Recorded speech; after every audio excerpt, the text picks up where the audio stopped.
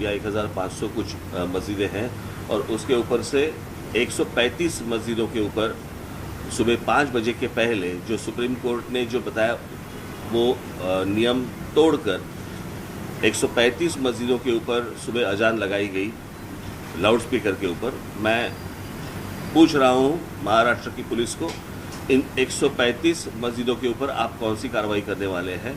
आप हमारे कार्यकर्ताओं को पकड़ रहे हैं और इनके ऊपर कौन सी कार्रवाई कर रहे हैं? आपको मैं बता दूं कि ये एक दिन का आंदोलन नहीं है, ये जारी रहेगा। और इसके बाद भी जहाँ जहाँ पे ये जो सुप्रीम कोर्ट ने डेसिबल का जो नियम बताया है, मैंने आपको बताया कि सुप्रीम कोर्ट ने जो बताया है कि 45 से 55 तक डेसिबल होना चाहिए लाउड स्पीकर का।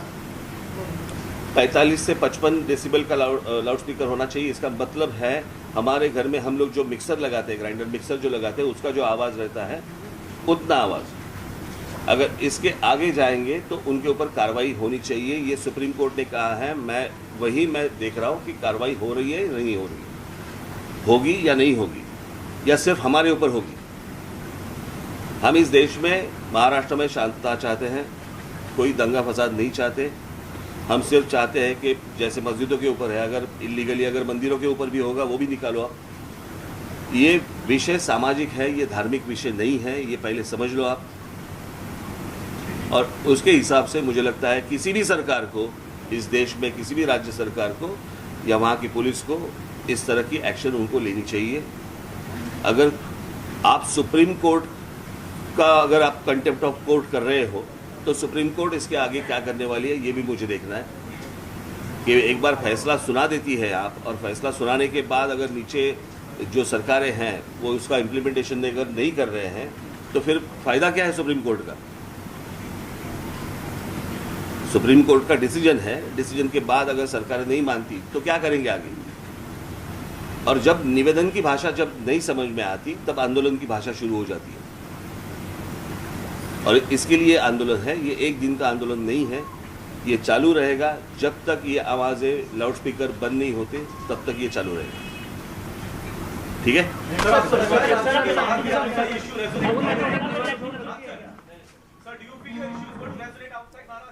तर मनसे अध्यक्ष राज ठाकरे यांनी नुकताच पत्रकार परिषद घेत त्यांनी आपली भोंग्यांविरोधातली भूमिका स्पष्ट केलेली आहे।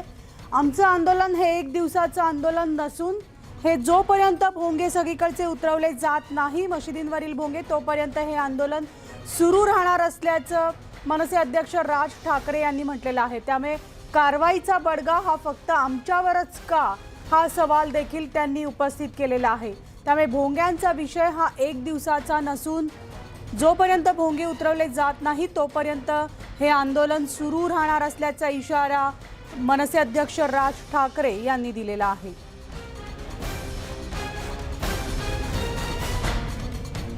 त्यामुळे जोपर्यंत अजान जी आहे ती भोंग्यांवरनं होतीये तोपर्यंत त्या भोंग्यांवरनं दुप्पट हनुमान चालीसा तिकडे वाजवली जाईल असा इशारा सुद्धा त्यांनी दिलेला आहे। आणि पोलिसांची जी कारवाई होते ही फक्त आमच्यावरच का एकतर्फी कारवाई केली जातीये अशी टीका देखील राज ठाकरे यांनी केलेली आहे। भोंग्यांबाबतचा राज ठाकरे आपल्या भूमिकेवर अद्यापही ठाम आहेत। तर राज ठाकरे यांनी 4 तारखेला ज्या ज्या ठिकाणी भोंगे वाजतील त्या ठिकाणी हनुमान चालीसा भोंग्यावरून लावली जाईल असं कार्यकर्त्यांना सूचित केलेलं होतं। मात्र आताच्या पत्रकार परिषदेमध्ये राज ठाकरे यांनी स्पष्ट केलेलं आहे भोंग्यांवरनं हनुमान चालीसा लावणं हा एक दिवसाचा विषय नाही। जोपर्यंत सगळ्या मशिदीवरचे अनधिकृत मुंबईत अनधिकृत मशिदी आहेत या अनधिकृत मशिदींवरचे भोंगे अधिकृत कसे काय असा सवाल उपस्थित केलेला आहे। त्यामुळे या मशिदींचं काय कारवाई यावर करणार हा सवाल सुद्धा उपस्थित केला। आणि जोपर्यंत हे अजान जी भोंग्यांवरनं दिली जात नाहीये ते भोंगे जोपर्यंत उतरवले जाणार नाही तोपर्यंत त्या ठिकाणी दुप्पट आवाजात हनुमान चालीसा लावली जाईल असा इशारा राज ठाकरे यांनी दिलेला आहे। एकूणच आज राज्यामध्ये सगळीकडे भोंग्यांविरोधातलं मनसेचं जे संघर्ष सुरू आहे ते वातावरण सगळीकडे तापलेलं असताना नुकतीच राज ठाकरे यांनी एक पत्रकार परिषद घेतली आणि या पत्रकार परिषदेमध्ये भोंग्यांविरोधातली आपली भूमिका ठाम असल्याचं राज ठाकरे यांनी स्पष्ट केलेलं आहे.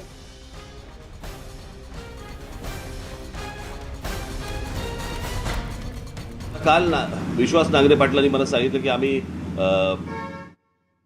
इतक्या आमच्याकडे ॲप्लिकेशन्स आले आणि इतक्या आम्ही मशिदींच्या भोंग्यांना आम्ही परवानगी दिली. मला एक गोष्ट कळत नाही आहे की आत्ता मुंबईत महाराष्ट्रामध्ये ज्या मशिदी आहेत यातल्या बहुतांशी मशिदी या अनधिकृत आहेत. अनधिकृत मशिदींवरती लागलेले भोंगे हे अनधिकृत आहेत आणि त्यांना सरकार परवानगी देते अधिकृत. हे माझ्या कल्पनेच्या बाहेरची गोष्ट आहे, कोणाच्याही कल्पनेच्या बाहेरची गोष्ट आहे. अनधिकृत गोष्टींना तुम्ही अधिकृत परवाने देताय, कशासाठी, कोणासाठी देताय? आणि याविषयी सविस्तर अपडेट जाणून घेऊयात. आमची प्रतिनिधी प्रणाली कापसे आपल्यासोबत आहे. प्रणाली, आपण पाहतोय सकाळपासूनच राज्यामध्ये आपल्याला एक तणावपूर्ण परिस्थिती अनेक ठिकाणी पाहायला मिळाली आणि त्यात आता राज ठाकरेंनी घेतलेली पत्रकार परिषद, या परिषदेत पुन्हा एकदा त्यांनी भोंग्यांविरोधातली भूमिका स्पष्ट केलेली आहे आणि भोंग्यांबाबत अजूनही त्यांचं ठाम मत असल्याचं त्यांनी सांगितलंय. अगदी खरं आहे मनाली. आज सकाळी जेव्हा मुंबईमध्ये विशेषतः मुंबईची माहिती त्यांनी घेतली, साधारण 1,500च्या जवळपास मशिदी मुंबईमध्ये आहेत आणि त्यापैकी 135 मशिदी अशा आहेत जिथे आज पहाटेची अजान झाली, म्हणजे ती 6 वाजेच्या आधीची अजान झाली. म्हणजे त्यांनी कायद्याचं, सर्वोच्च न्यायालयाने दिलेल्या निर्णयाचं उल्लंघन केलं आहे असं राज ठाकरे यांचं म्हणणं आहे. आणि त्यामुळे आता मी बघणार आहे की नेमकं सरकार या 135 मशिदींवर काय कारवाई करतं असा मुद्दा त्यांनी आज उपस्थित केलाय. अगदी बरोबर प्रणाली, थोडंसं थांबवते, पुन्हा तुमच्याकडे ते. त्यापूर्वी आपल्यासोबत आहेत शिवसेनेचे नेते किशोर तिवारी. किशोरजी, आपण पाहतोय नुकतीच जी राज ठाकरेंनी पत्रकार परिषद घेतलेली आहे, तुमच्यापर्यंत देखील त्यांच्या पत्रकार परिषदेचे मुद्दे पोहोचले असतील. भोंग्यांबाबतची त्यांची भूमिका अजूनही ठाम असल्याचं त्यांनी म्हटलं आणि मुंबईत अनेक अनधिकृत मशिदी आहेत, या मशिदीवरचे भोंगे देखील अनधिकृत असल्याचा सवाल त्यांनी उपस्थित केला. आणि हा विषय जो आहे, हा जोपर्यंत भोंगे उतरवले जाणार नाही तोपर्यंत आम्ही आंदोलन सुरू ठेवणार असल्याचा इशारा त्यांनी दिलाय. नाही, भोंगे उतरण्याचा प्रश्नच येत नाही आणि भोंगे चा आवाज मोठा करू दिला जाणार नाही. मग सगळ्या देवस्थळावर, कारण एक समजून घ्या की महाराष्ट्रात 5 लाखाच्या वर मंदिर आहेत आणि 22,000 काही मस्जिदी आहेत. तर आपण काय करणार? आता जसं योगींनी 90% मंदिराचेच भोंगे उचलवले, तर आमच्याकडे तर काकडा आरती होते, सेवालाल महाराजाचं आहे, मग गुरुदेव सेवा मंडळाचे आहे, त्यांचे काही भोंगे आम्ही उतरणार नाही, कोणत्या मंदिराचे भोंगे उतरणार नाही. मात्र जो त्यांचं म्हणणं आहे की हा सामाजिक मुद्दा आहे, त्याची सरकार समरस आहे की सामाजिक मुद्दा आहे, लोकांच्या आरोग्य, पोरांच्या शिक्षण, अभ्यासाला त्रास होतो, त्या ठिकाणी मोठ्या आवाजात वाजवू दिलं जाणार नाही. आता ते म्हणतात की मशिदी बेकायदेशीर आहे, तर त्यांनी यादी द्यावी, आम्ही बघून घेऊ. दुसरं, ज्यांनी अजानाच्या वेळेस आवाज मोठा केला असेल त्यांच्यावरही कारवाई करू आणि तिथले नागरिक तक्रार करतील. आता मला असं वाटतं की त्यांच्या मुद्द्याची दखल सरकारने घेतली आहे, तर त्यांनी कानून धरू नये. आता दुसऱ्यांच्या धर्मस्थळावरील लाऊडस्पीकर उतरवण्याचा आग्रह करणे हे चुकीचं आहे आणि जे लोक कायदा तोडतील ते सरकारवर सोडून द्यायचं की ते त्यांच्यावर कारवाई करतील आणि आपण जाऊन त्यांच्या धर्मस्थळासमोर आपले हनुमान चालीसे वाजवावे.